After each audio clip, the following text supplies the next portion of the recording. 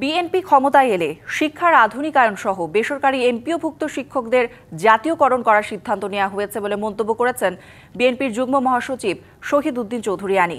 সোমবার দুপুরে বেসরকারি শিক্ষা প্রতিষ্ঠানের এমপিওভুক্ত শিক্ষক কর্মচারীদের চলমান আন্দোলনের সঙ্গে একাত্মতা পোষণ করতে কেন্দ্রীয় শহীদ মিনারে এসে তিনি কথা বলেন। তিনি বলেন, রাষ্ট্র ও রাজনীতির সংস্কার করলেই এসব সমস্যার সমাধান হবে না। শিক্ষার আধুনিকায়ন করতে হবে। ৫% বাড়ি ভাড়া বাড়ানোর সিদ্ধান্ত পর্যাপ্ত নয় উল্লেখ করে সরকারকে বিশেষ বিবেচনার আহ্বান জানান তিনি। এদিকে ২০% বাড়ি ভাড়া বৃদ্ধি সহ ৩ দাবিতে নবম দিনের আন্দোলনে কেন্দ্রীয় শহীদ মিনারে বেসরকারি এমপিওভুক্ত শিক্ষকদের অবস্থান কর্মসূচির পাশাপাশি অনির্দিষ্টকালের কর্মবিরতি ৮ম দিনে গড়িয়েছে। চলছে অনশন কর্মসূচি, পাশাপাশি চলছে মহাসমাবেশ।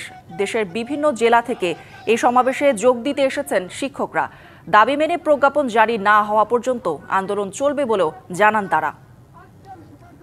বাংলাদেশ জাতীয়তাবাদী দল নির্বাচনের মাধ্যমে আমরা যদি সেই সুযোগটা পাই, তাহলে শিক্ষকদের মর্যাদা স্বরূপ, রাষ্ট্রীয় স্বীকৃতি স্বরূপ এবং শিক্ষাকে আধুনিকরণের লক্ষ্যে সম্পূর্ণভাবে জাতীয়করণের সিদ্ধান্ত গৃহীত হয়েছে। নায়াসিনামাইড ও স্যালিসাইলিক সমৃদ্ধ লিলি ফেস ওয়াশ, যা ফেসের ডেড স্কিন সেল দূর করে দেয় দ্বিগুণ ফাস্টার ব্রাইটেনিং। দর্শক, শিক্ষকদের মহাসমাবেশের বিস্তারিত জানাতে শহীদ মিনার থেকে যুক্ত হচ্ছেন সহকর্মী পার্থ সাহা। পার্থ, এখন কি পরিস্থিতি দেখছেন এবং বিএনপি যে একাত্মতা প্রকাশ করেছেন তারপরে কি বলছেন শিক্ষকরা?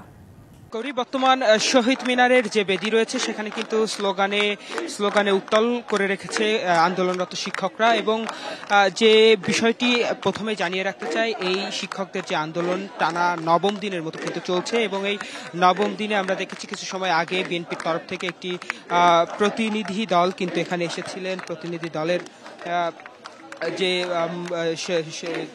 দলের প্রতিনিধিত্ব করতে শহীদ উদ্দিন চৌধুরী আনি তিনি কিন্তু এসেছেন এবং তেনার যে বক্তব্য, সেই বক্তব্যে তিনি কিন্তু স্পষ্ট করেছেন যে শিক্ষকদের যে টানা কর্মবিরতি এবং তাদের যে অবস্থান কর্মসূচি, তার সঙ্গে বিএনপি একত্রতা পোষণ করেছে এবং তাদের যে দাবি, সেই দাবি যেন সরকার দ্রুত সময়ের মধ্যে বাস্তবায়ন করে, সে বিষয়েও কিন্তু তিনি কথা বলেছেন। এখানে বর্তমানে কর্মবিরতিতে থাকা যে সকল শিক্ষক এবং কর্মচারী রয়েছে তাদের স্লোগানে কিন্তু উত্তাল হয়ে রয়েছে শহীদ মিনার চত্বর। আমি একজন আন্দোলনরত শিক্ষকের সঙ্গে একটু কথা বলে জানতে চাইবো আপনাদের দাবি এবং আপনারা যে কর্মবিরতিতে রয়েছেন, এই কর্মবিরতির কারণে যে শিক্ষার্থীরা রয়েছে তাদের কি পড়াশোনায় ঘাটতি বা ক্ষতি হচ্ছে কিনা, কি মনে করেন?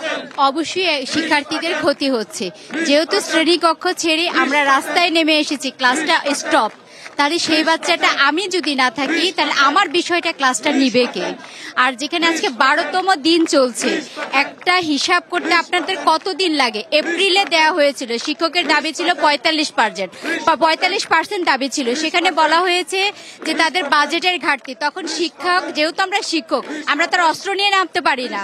যদি আজকে বলেন অস্ত্র নিয়ে নামতে, প্রত্যেকের ঘরে দাবটি আছে, নিয়ে নামতে পারে, তাহলে আমরা সেই কাতারেই নেমে আসতে পারতাম। পারি নাই আমরা, কারণ আমরা শিক্ষক, আমাদের অস্ত্র কলম। সেই 45 থেকে আমাদেরকে বলা হয়েছিল যে আপনারা কিছুটা কমে আসেন। আমাদের দাবি ছিল 20%।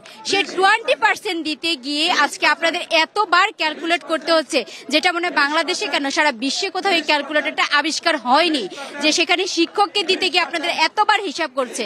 আপনি একজন আমলা হয়ে যদি আমাকে একটু বলবেন, আজ যে মহাসমাবেশের ডাক দিয়েছিলেন, সেই মহাসমাবেশ থেকে কি বার্তা দিচ্ছেন এবং পরবর্তী কর্মসূচি আমাদের 20% দিতে হবে, 75% উৎসব ভাতা দিতে হবে এবং মেডিকেল ভাতা আমাদের 1500 টাকা। দাবি নিশ্চিত না হওয়া পর্যন্ত আমরা এখানেই অনশন করে যাব, কর্মবিরতি আমাদের চলবে।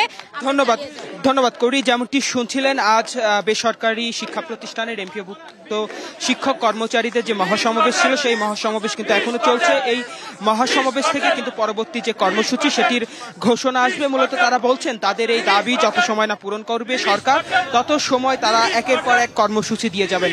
কৌরি, শহীদ মিনার থেকে এই ছিল আমার কাছে সর্বশেষ। পার্থ, ধন্যবাদ আপনাকে।